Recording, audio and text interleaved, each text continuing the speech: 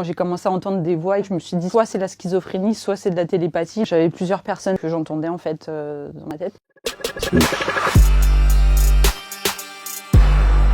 Mon entrée dans la maladie, ça s'est fait à Dublin en 2016 quand je travaillais là-bas. J'avais des hallucinations auditives dans le bus, ça a été de plus en plus intense. C'est des voix qui sont très présentes et qui gênent. Par exemple, quand je parlais à quelqu'un et que j'entendais des voix, j'avais des absences. Quand j'étais en call center au téléphone, les clients disaient mais vous m'entendez? On peut pas faire deux choses en même temps, donc entendre des voix et travailler ou parler à quelqu'un. J'avais plusieurs personnes que j'entendais en fait dans ma tête. Quand j'ai commencé à entendre des voix, je me suis dit soit c'est la schizophrénie, soit c'est de la télépathie. Ça c'est un des symptômes de la schizophrénie, c'est avoir des croyances incohérentes. Moi je délirais sur la raison, sur une phrase philosophique, qu'est-ce qui appartient à la raison, qu'est-ce qui n'appartient pas à la raison. J'ai eu des impressions de mort imminente, c'est comme si j'avais des impressions de déjà-vu et que j'allais mourir 2 secondes après. Et j'ai fait ce qu'on appelle une bouffée délirante aiguë, donc mes proches sont dû venir me chercher à Dublin. Si un de vos proches fait une crise psychotique, il faut surtout pas nier la crise, il faut pas rentrer dans le délire, il faut essayer de trouver le juste milieu pour l'aider lui ou elle, puisqu'il peut être dangereux pour lui ou elle, mais pas dangereux pour les autres. En fait, ce qui m'a déclenché ça, c'est les drogues, c'est l'alcool et la cocaïne. Ça déclenche la maladie, mais c'est pas ça qui fait que vous l'aurez ou pas. Un médecin m'a dit tu aurais déclenché la maladie plus tard si tu n'avais pas consommé. Et là, après ça, 2 années d'errance en psychiatrie. En fait, la psychiatrie, c'est le parent pauvre de la médecine en France, donc les prises en charge sont très laborieuses. Donc j'ai alterné hospitalisation et travail pendant 2 ans, jusqu'à ce que le diagnostic tombe. C'est vraiment une maladie mal connue. Les recherches avancent et les facteurs sont nombreux. Il y a des traumas dans l'enfance, le stress, vivre dans une grande ville, mais il y en a encore pas mal qui sont mal connus. La maladie au quotidien, c'est des crises d'angoisse et d'être apeuré dans les lieux où il y a du bruit. Je sors moins qu'avant. Il faut apprendre à bien se connaître pour repérer les signes déclencheurs d'une décompensation ou d'une bouffée délirante. Et surtout prendre le traitement pour pouvoir justement avoir une vie normale. Pour l'instant, c'est pas possible de vivre sans médicaments. La plupart des gens prennent du poids. Moi, j'ai pris plus de 10 kilos.